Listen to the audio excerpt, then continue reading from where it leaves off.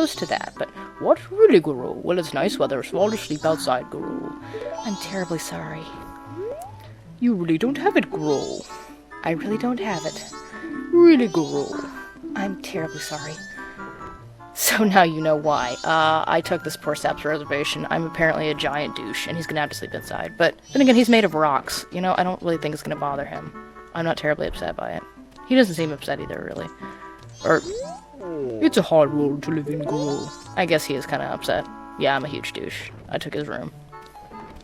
For free. Like, he probably already paid for it.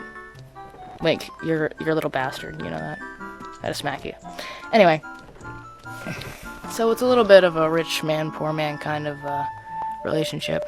Alright, I'm pulling a fast one here and I'm gonna skip. Thank goodness there's a couple devices you can manipulate time with. You can't go back a couple days. If you... Oh, wait. And you can't be inside when you use the spell. I'm retarded. Spell, song, spell. Godspell.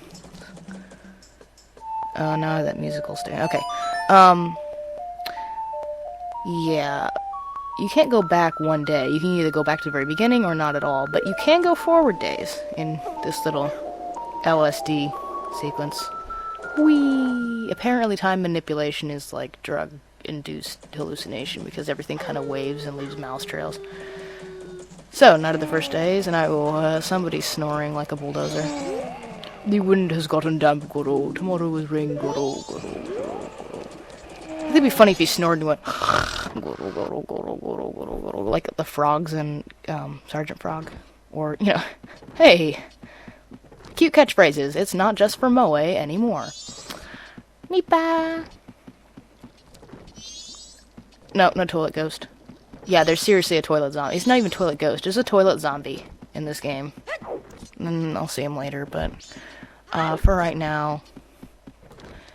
What was I saying earlier? I know you're not supposed to mess with the integrity of the Let's Play or whatever, or mess with what you recorded, I don't think. But I'm going to go ahead and flash up on screen in text, I think, when the next plot point is. In fact, I may have already done it if I'm going back and fixing this. Because if people want to follow the story, there's a lot of waiting around, and I skipped some portions of that. Look, bunk beds. Yeah, see, as you can see, I'm jerking around here. But boxers, oh gosh, get off the freaking bed. Somebody Lysol that sucker. But, yeah, as you may have noticed, it's not really, there's a lot of waiting around to be done. So I'm going to go ahead and put up, you know, when the next plot point is as far as time code, and people can skip there if they want to, because up to that point, you know, obviously I'm finding the ability to talk because I'm Jesu Otaku and all I do is talk. Seriously, that's all I'm good for. Okay, now she's moving. This is the importance of getting the room key, because she's going to go lock the door, and she's going to lock me out. And that would really stink if I didn't have a room key, because it's like, oh, you want to do the Anju and Kafei subplot? Well, you missed the thing right, like, early in the morning that you were supposed to get the room key, so you suck, and therefore you can't do it. Haha. Oh, look, there's a little cow paperweight up on the bookshelf. Never noticed that before. And she stands over there and locks the door. It is 8:30 p.m. The stockpot inn will be now locking the door. Thank you for joining us. I should preface that I am going to have to speak really fast a lot of the time, because although I tried to pause a little after every, dialogue. Yeah, I'm doing this post. I tried to record during, and it just was not going to happen, so I'm having to do a post commentary on this Let's Play. And I didn't go slow enough when I did the dialogue, as you may have already noticed, so... That is a weird okay. Stealth is our weapon. Look at me, I'm doing the electric slide all around you. Target sighted, I guess? Man, it would be awesome if you could just snipe her from behind. That would end the... Anyway... So, this is my room. It's a knife chamber. Open the door. Open the... Oh. The thing about the bunny hood is, unfortunately, you can't, it's hard to get him to stand in one place very long. I seize treasure chest. I robbed room. I am in your knife chamber, taking your monies. You're pretty happy. Yeah, I'd be pretty happy if I found free silver in a box. Okay.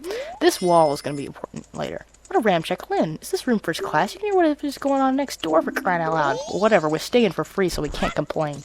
I don't know why I want to give, this, little fairy a Boston accent, which I didn't there, but I'll be sure to later. But for some reason I was like, you know, this fairy sounds like seems like she should be from Boston. She's got a really obnoxious sarcasm to her, so... Anyway. And now I shall wander out into the wild blue yonder and be retarded.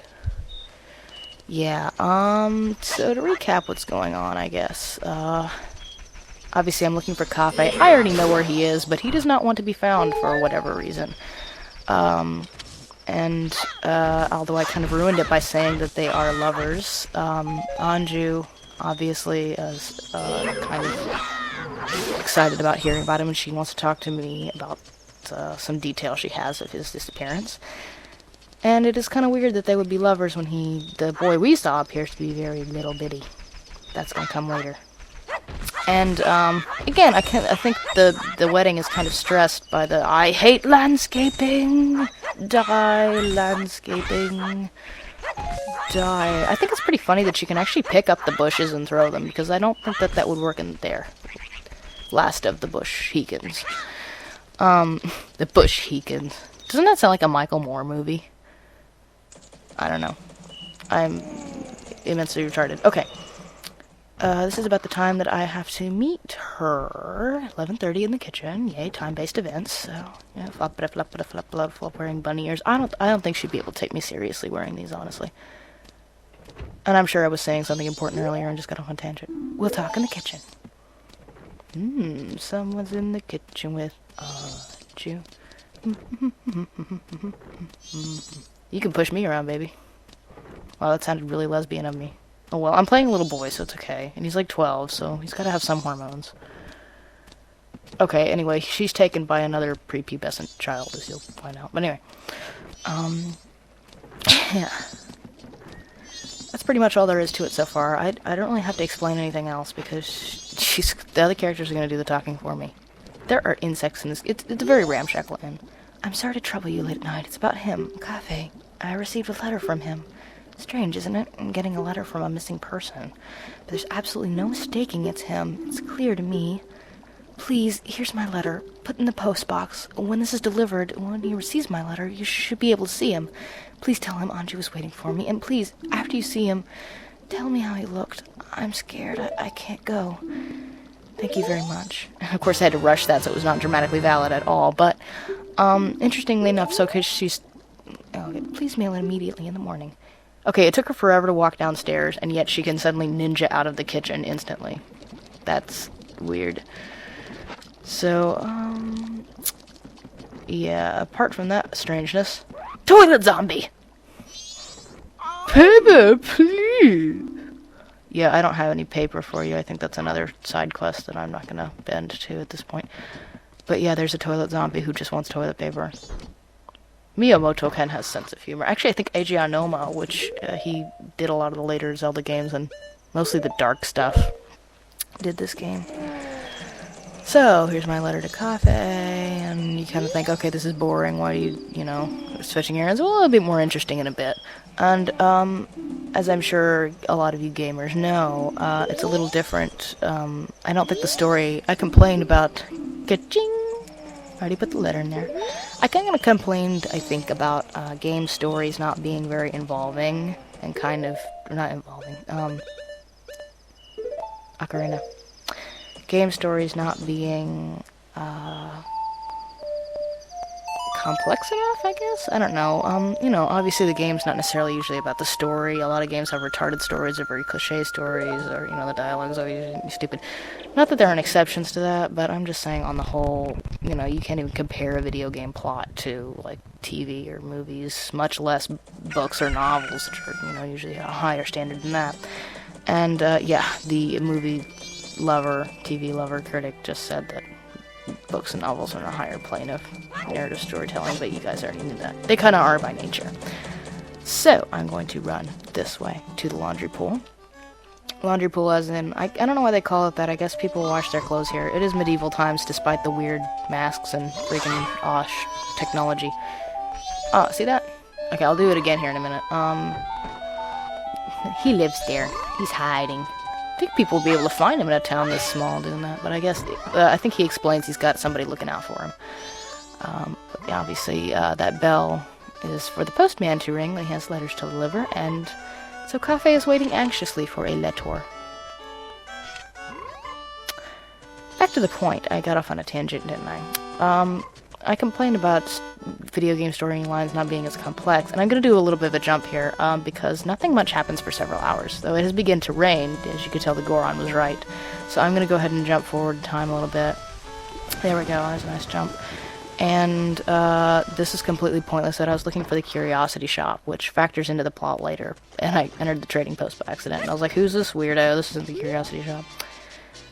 So I'll use this break, I guess, to explain that just because video games don't have as complex as storylines, I actually don't think that's bad, because that's not the point of a game. The point of a game is to have good gameplay and, you know, solid graphics and be immersive and all that other stuff, depending on what kind of game it is. And so the storyline comes second. But on top of that, I think because when you play a video game, you kind of become the main character, and I mean, games can be emotional for people. There's a curiosity shop, but it opens like 10 p.m., so I was like, oh, well, screw that. I can't go in. Another jump in time. This is the mailman, and he's going to deliver a letter to Kafei, but first he's got to get it out of the mailbox. That's the one I delivered, as you can see. He goes around to all the mailboxes getting nothing out of them, but he gets my letter, and he's holding it. I keep missing the point, and I'm going to eventually come back to it. Oh, yeah. So, video game storylines, because you are the main character, and because it's a very personal, you know, experience, people get so emotional over video games sometimes, it's not really about reading a story about different characters, because you are the character yourself. It doesn't have to be as complex, I don't think. I mean, it can be a simpler or cliche. Like, this is a really cliche kind of romance. I don't think it would work, you know, in like a full-fledged novel or animation. Or it could. It would just have to be really fleshed out, because this is really bare bones of a side quest story. Impressive for a video game, but bare bones for, this is the postman's house, and he took my letter. Again, you may have noticed a jump here. I like this motto. Don't slack off. The heavens and the wife are watching. The mayor has a thing with his wife. I guess she's just really demanding. She's really, really bitchy or something. I shall deliver it perfectly. Anyway, I so keep getting off on tangents. But, so it's really a bare bones romance. That aside, however... now he's going to deliver it. You may have noticed a jump again. He's going to deliver the letter to Kafei, our main male lead person in the romance that we're pursuing here. So even though this is bare bones, it's really emotionally impactful because you become a part of it. So maybe it doesn't look as cool on screen as it does when you're playing it, but when you're playing it, especially later on the last day, and the last few things that you have to complete, it's nerve-wracking. I mean, it's nerve-shattering, and you really feel bad for this couple, and, you know, hopefully we'll get to that later. So, I think, you know, there's less of a... Frog. Oh, small boy. You know, there's less of a need for it to be complex or whatever. It's definitely works for a video game, that's for sure. Especially for this time. I mean, now it's 10 years old, so it made a big impact on me. I have a letter for you! I don't know what kind of voice that is. I'm trying to think what kind of weird accent that is, but... I don't know. I'm probably not doing it right, because I had to rush it. Anyway, Kafei's gonna go back in his house, but I'm going to beat him to it. As the 64-bit graphics turn transparent and go through the door. Weird, weird, weird.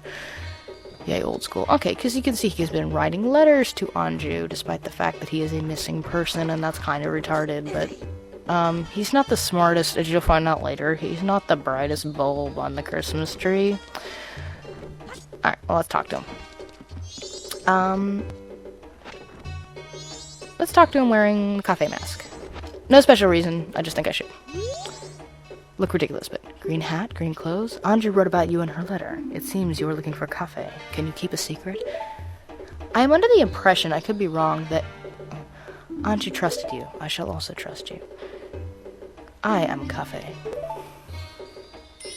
The Kafei we're looking for is an adult. When I look at you, I see a child. Okay, now she's got a Valley Girl accent. I was turned into this by a strange imp wearing a mask, but I'm not hiding because I look this way. When I was turned into this, I went to see the Great Fairy in the shrine at the North Gate, but on the way, my precious mask, a wedding ceremony mask, was stolen by a prancing imp with a smiling face. She says, you're careless. Before my wedding ceremony, I was quite happy. I was targeted because of what I had turned into. Oh my, I pity you. She's sarcastic. I know Anju is worried, but I promised I would bring the wedding mask and greet her. I can't see her yet. This pendant, give it to Anju.